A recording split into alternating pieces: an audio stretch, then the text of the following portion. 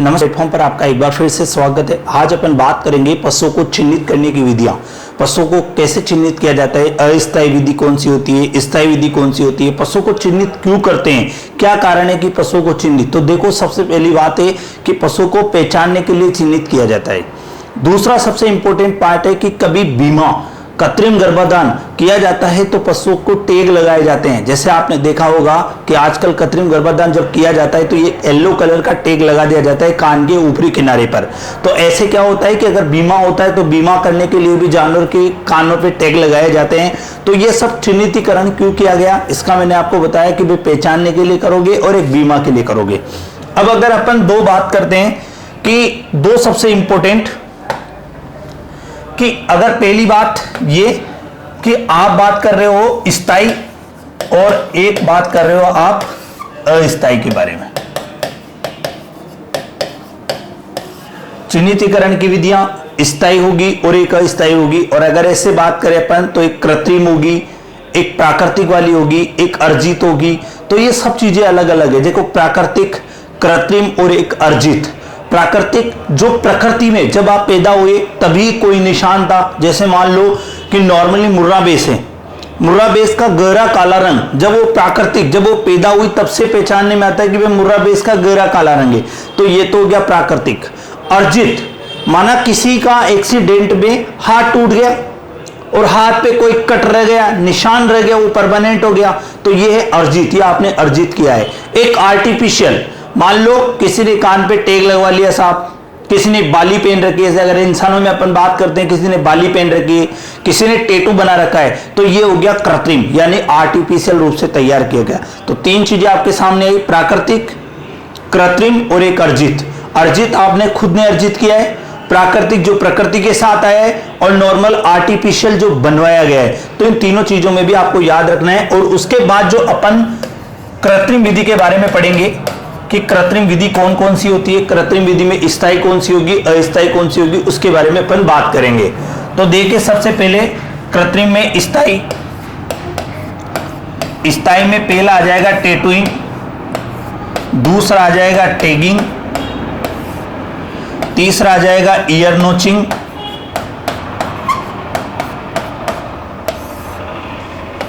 चौथा आ जाएगा ब्रांडिंग और 5 आ जाएगा इलेक्ट्रॉनिक चिप।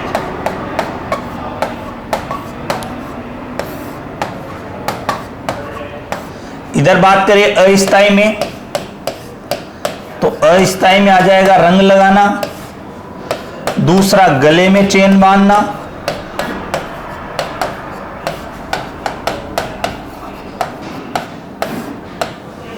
और तीसरा आ जाएगा पक्षी की टांगों व पंखों पर टैग लगाना।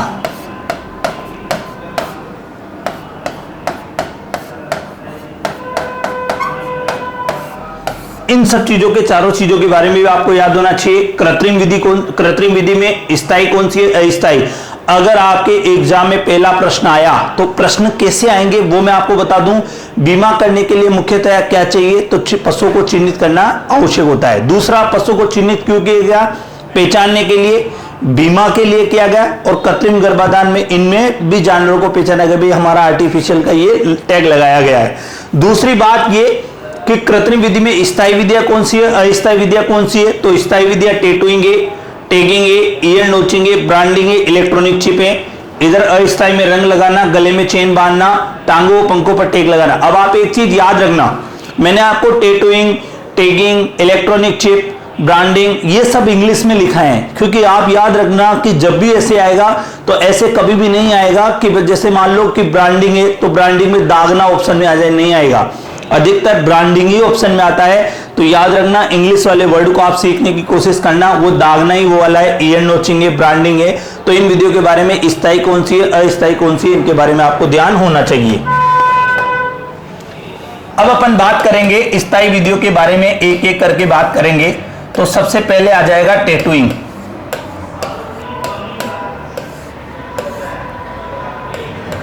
टैटूइंग, तो आप देखो टैटूइंग, सबसे पहली बात तो ये है कि ये पशुओं को चिन्हित करने की सबसे सर्वोत्तम विधि है। अगर ऐसे अपन बात करते हैं तो पशु को चिन्हित करने की सबसे सर्वोत्तम विधि कौन सी है? टैटूइंग है। दूसरा सबसे इंपॉर्टेंट पॉइंट ये कि नॉर्मली अगर अपन इसकी हानि की बात करें तो देखो, पहले प्रश्न के हिसाब से बात कर रहा हूं मैं आपसे, ज्यादा अपन नहीं पढ़ेंगे, सिर्फ उतना जहां से अपना कोई प्रश्न बाहर नहीं जाए इतनी चीजें मैं आपको लिखाऊंगा, ज्यादा नहीं लिखाऊंगा।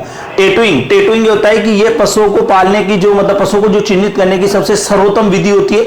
और नॉर्मली अगर जो अपन सबसे ज्यादा प्रयोग करते हैं वो टैगिंग का करते हैं, लेकिन सबसे सर्वोत्तम कौन सी है? टैटूइंग। लेकिन टैटूइंग का एक हानि है, टैटूइंग के अंदर क्या होता है कि नॉर्मल ये गहरे रंग वाले पशुओं में इसका प्रयोग नहीं करते हैं। जैसे किसी पशु का रंग गहरा रंग है तो गहरे रंग वाले पशुओं में इसका प्रयोग नहीं करते हैं। तो ये चीज याद रखना, सबसे सर्वोत्तम विधि कौन सी है? गहरे रंग वाले पशुओं में किसका प्रयोग नहीं किया जाता है? तो वो होगी टैटूइंग वाली विधि। तो टैटूइंग में आपको इतना याद रखते हैं, ये टैटूइंग कैसे करते हैं, इसके अंदर जो मशीन आती है उसे मशीन से चमड़ी के नीचे कलर कर दिया जाता है। जैसे मान लो मेरे को आर बनाना है तो मशीन के द्वारा उस मशीन से पूरी तरीके से चमड़ी पर आर बना दिया जाता है और वो कुछ समय के बाद परमानेंट हो जाता है। जैसे आपने अभी कर दिया, थोड़ी देर बाद जैसे सूजन भी आ सकती है, पशु को दर्द भी हो सकता है हल्का फुल्का, लेकिन उसके बाद में वो परमानेंट हो जाता है। तो टैटूइंग, लेकिन इसका प्रयोग गहरे रंग वाले पशुओं में नहीं करते हैं और ये पशुओं को चिन्हित करने की सबसे सर्वोत्तम विधि है। ये तो आपने पढ़ा टैटूइंग के बारे में। अब आप आगे देखो टैगिंग के बारे में।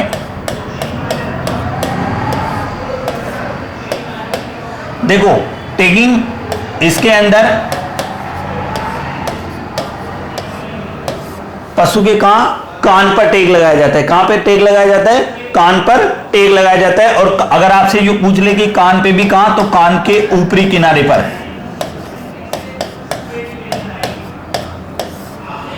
दूसरी सबसे इंपॉर्टेंट बात, अगर आपसे पूछे बेटा कि भारत में सर्वाधिक किस विधि का प्रयोग किया जाता है, तो भारत में सर्वाधिक जो प्रयोग किया जाता है तो वो किसका? टैगिंग का किया जाता है। आपने देखा होगा टैगिंग, आपने बहुत सारे देखे होंगे। जैसे ये टैग बने होते हैं बेटा एल्यूमिनियम के और प्लास्टिक के। एल्यूमिनियम वो प्लास्टिक के बने हुए होते हैं। तो ये तीनों चीजें आपको याद रखनी है। कान पर ऊपरी किनारे पर लगाते हैं क्योंकि इसमें ऐसा होता है कि टैग ऐसा होना चाहिए जो आपको थोड़ा दूर से दिख जाए, यानी पास में जाने की जरूरत। तो कान के ऊपरी किनारे पर होगा, आपको आराम से दिख जाएगा। भारत में सर्वाधिक आपने टैग ही सबसे ज्यादा देखे होंगे। और एल्यूमिनियम वो प्लास्टिक के बने होते हैं। ये किसके बने होते हैं? एल्यूमिनियम और प्लास्टिक के बने होते हैं, ताकि ये नुकसान नहीं होता है। लेकिन टैगिंग के भी एक दो नुकसान हो सकते हैं। कारण क्या है? क्योंकि देखो टैग अगर लगा हुआ है तो टैग क्या होता है कि जैसे मान लो जानवर के कान पर टैग लगा हुआ है, तो जैसे जानवर मान लो जैसे बकरी है, तो बकरी अगर झाड़ियों में होके निकलेगी तो वो टैग कहीं उलझ गया, टैग अगर कहीं उलझ गया तो कान फटने का भी वो रहता है। तो कभी कभी इन सब चीजों का भी ध्यान रखा जाता है। लेकिन भारत में सबसे ज्यादा, क्योंकि ये इजी वे हो जाता है, इसमें ज्यादा दिक्कत नहीं आती है, ये आराम से लग जाता है ये टैग, और पशु को भी ज्यादा दर्द नहीं होता है। इसीलिए मुख्यतः जो भारत में सबसे ज्यादा प्रयोग करते हैं वो इसका। लेकिन सर्वोत्तम की अगर अपन ने बात की तो सर्वोत्तम टैटूइंग वाला था। इसके बाद अगला आ जाइए आप, ईयर नोचिंग। देखो एनिमल जो संस्थान है उनके द्वारा इस चिन्हितीकरण को बैन कर रखा है, क्योंकि कान काटते हैं तो पशु को दर्द भी होता है और ऐसा नहीं करना चाहिए। आप ये देख लो कि इनमें आप नॉर्मली टैगिंग वाला प्रयोग कर सकते हो, लेकिन इस विधि का प्रयोग क्या होता है, इसके अंदर कान वाला भाग काम में लिया जाता है और इसमें कान पर वी आकार का निशान बना दिया जाता है। किस आकार का? वी आकार का। और यह मुख्यतया किया जाता है सूअर में। मुख्यतया किसमें किया जाता है? ये सूअर में किया जाता है। ये बद्याकरण जो मतलब जो नॉर्मली प्रकार है, जैसे अभी आप देखो बद्याकरण का प्रकार सूअर में देखो, नॉर्मल में सब बूढ़ी जो कास्ट्रेटर से कर रहे थे, लेकिन सूअर में दर्द सहन कर सकता है सूअर, इसीलिए उसको अपन ने चाकू से बद्याकरण करते हैं उसके अंदर।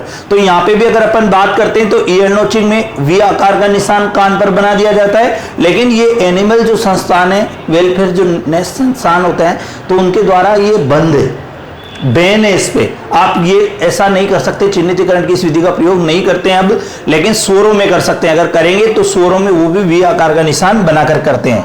अगला आ जाओ ब्रांडिंग। सबसे पहली बात, ब्रांडिंग दो प्रकार की होती है बेटा, एक होती है ठंडी और एक होती है गर्म। गर्म में तो जैसे मान लो कि किसी संस्थान का लोगो मान लो डी है, तो डी को क्या करते हैं, डी जैसा सांचा बना लेते हैं और सांचे को बिल्कुल आग की तरह गर्म कर लेते हैं, बिल्कुल आग लाल रंग हो जाए, मतलब बिल्कुल बढ़िया गर्म कर लो, और उसको गर्म करने के बाद पुट्ठे के ऊपरी किनारे पर उस निशान को लगा दिया जाता है। तो जैसे वो निशान लगता है वहां की पूरी चमड़ी जल जाती है, वहां की जो चमड़ी होती है वो पूरी तरीके से जल जाती है। वो ब्रांडिंग की गर्म विधि होती है। और ठंडी विधि में क्या होता है कि इसमें करोगे तो वही प्रोसेस रहती है, लेकिन इसके लिए आपको इसके अंदर नाइट्रोजन गैस काम में ली जाती है। तो ये चीज याद रखना। इसमें ज्यादा नहीं पूछेंगे आपसे कि कितने प्रकार की होती है ठंडी व गर्म, ऐसा नहीं पूछेंगे, लेकिन ये पूछ लेंगे कि ब्रांडिंग करते समय या ना दागने की जो विधि होती है उस समय, ठंडी दागने की जो विधि होती है उसमें कौन सी गैस काम में ली जाती है, तो उसमें आपका आ जाएगा नाइट्रोजन काम में लिया जाता है। तो इस चीज का आपको विशेष ध्यान रखना है। उसके बाद आगे देखिए कि दागना से क्या क्या प्रश्न पूछे जा सकते हैं, यानी ब्रांडिंग की क्रिया से क्या क्या प्रश्न पूछे जाते हैं। सबसे पहली बात है कि दागना से अगर आप किसी पशु को चिन्हित करोगे तो उस पशु की उम्र लगभग 3 से 12 माह होनी चाहिए। दूसरा, त्वचा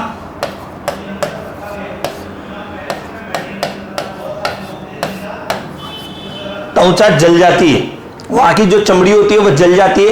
तो अगर आपसे पूछे कि ऐसी चिन्हितीकरण की कौन सी विधि है जिसमें त्वचा की गुणवत्ता खराब हो जाती है, भाई चमड़ी अगर जल जाएगी तो वहां की गुणवत्ता भी खराब हो जाएगी, तो ऐसी कौन सी विधि है जिसमें त्वचा की गुणवत्ता खराब हो जाएगी, तो वो विधि कौन सी होगी, दागना होगी।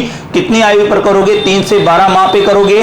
दूसरी सबसे इंपॉर्टेंट बात है कि इसमें पशु का कौन सा भाग काम में लिया जाता है, तो इसमें पशु का कौन सा भाग काम में लिया जाता है, पुट्ठे वाला भाग काम में लिया जाता है। और पुट्ठे वाला भाग कभी कौन सा, ऊपरी किनारा, ऊपरी भाग आपको काम में लेना है। तो ये चिन्हितीकरण की दागना विधि भी हो गई। मैंने आपको बताया कि इसमें जो आप करोगे, चिन्हितीकरण करोगे, उसकी उम्र 3 से 12 माह होनी चाहिए। दूसरा, इस विधि से चिन्हितीकरण पर त्वचा जल जाती है, यानी जो चमड़ी की जो गुणवत्ता होती है वो खराब हो जाती है।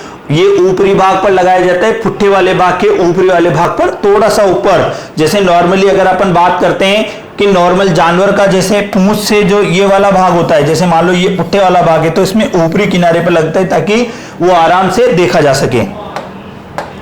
अगला जो अगली विधि होती है इलेक्ट्रॉनिक चिप।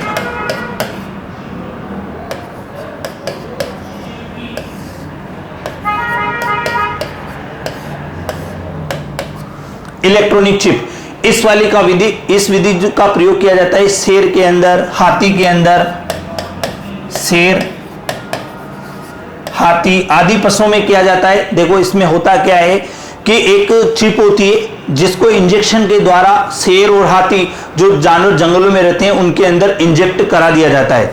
उस चिप का कनेक्शन कंप्यूटर से होता है ताकि यह पता लगाया जा सके कि भाई जानवर बीमार है या सही है। अगर मान लो पूरे जंगल में कोई शेर घूम रहा है, अगर वो बीमार हो गया तो आप कैसे पता लगाओगे। तभी तो अखबार में कई बार आता है कि वन विभाग वाले कहते हैं कि भाई T92 चीता आज कोटा में देखा गया, तो उनको कैसे पता लगा भाई कोटा में आ गया और वो T92 था। ऐसे पता लगता है कि उनकी लोकेशन ट्रेस होती रहती है। उसके अंदर वो चिप सब बताती है, जानवरों का तापमान बताती है, नाड़ी दर बताती है, श्वसन दर बताती है। तभी तो अपन को अगर जानवरों का नाड़ी दर, तापमान और श्वसन दर पता है तो आप जानवर का सब पता लगा सकते हो। जैसे ही जानवर का मान लो थोड़ा सा तापमान बढ़ा, नाड़ी दर घटी बढ़ी, श्वसन दर घटा बढ़ा, तो आपको अपने आप पता लग जाएगा कि आपका जानवर बीमार है। तो इस विधि का जो प्रयोग होता है वो मुख्यतः शेर और हाथी में किया जाता है। अगली बात करते हैं अपन, स्थायी विधि पूरी हो चुकी है अपनी, अस्थायी विधि के बारे में बात करते हैं। तो अस्थायी विधि में आपने पढ़ा एक तो रंग लगाना, दूसरा पंखों पर टेक लगाना, पंखों व पैरों पर यानी टांगों पर टेक लगाना, और उसके बाद गले में चेन बांधना। अब देखो इसमें जो रंग लगाना है, इस विधि का प्रयोग मुख्यतः किया जाता है बेड़ों में। दूसरा पंखों व पैरों पर टेक लगाना, इसका आप कर सकते हो कबूतर में कर सकते हो, बटेर में कर सकते हो, मुर्गी में कर सकते हो, आदि पक्षियों के अंदर आप ये विधि का प्रयोग कर सकते हो। गले में चेन बांधना, तो गले में चेन आप किसी में बांध, आपने देखा होगा कि नॉर्मल अपन गाय भैंसों के अंदर भी गले में घंटी बांध देते हैं, तो वो भी एक पहचानने का तरीका हो सकता है। तो इन सब चीजों को आप देख लेना। अब आप सबसे पहले प्रश्नों की बात करते हैं कि पशु के चिन्हितीकरण में क्या क्या प्रश्न पूछे जा सकते हैं। तो सबसे पहला तो यह पूछा जा सकता है बेटा कि बीमा करने के लिए किस क्रिया की आवश्यकता होती है, तो आपका आंसर आ जाएगा चिन्हितीकरण। दूसरा प्रश्न आपके सामने, आप सुन लेना ध्यान से, एक भी प्रश्न आपका गलत नहीं होगा अगर आपने चीज। दूसरी बात आपको यह पढ़ना पड़ेगा कि अस्थायी विधि कौन सी और स्थायी विधि कौन सी है। प्रश्न ये आएगा निम्न में से कौन सी स्थायी विधि है, कौन सी अस्थायी विधि नहीं है। तो याद रख लेना 5 स्थायी विधियां पढ़ी है अपन ने। पहली पढ़ी है टैटूइंग, दूसरी पढ़ी है टैगिंग, तीसरी पढ़ी है ब्रांडिंग, चौथी ईयर नोचिंग और 5वीं इलेक्ट्रॉनिक चिप। ये 5 विधियां अपन ने पढ़ी है। अस्थायी विधियों में अपन ने रंग लगाना पड़ा है, चेन बांधना पड़ा है, पैरों व पंखों पर टैग लगाना पड़ा है। तो इन सब चीजों के बारे में अपन ने पढ़ा है। तो अब आप ध्यान रखना, अगर आपका कोई प्रश्न गलत नहीं हो उसके लिए आपको पहले स्थायी अस्थायी के बारे में पढ़ना है, और उसके बाद वाले मैंने आपको सारे बता दिए कि किस में कहां लगाना है टैग, कौन से में लगाना है, दागने विधि में कितने दिन पर लगाना है, 3 से 12 माह उसकी उम्र होनी चाहिए, ठंडी ब्रांडिंग में कौन सा लोगे, गर्म ब्रांडिंग में क्या काम में लोगे, तो सब चीज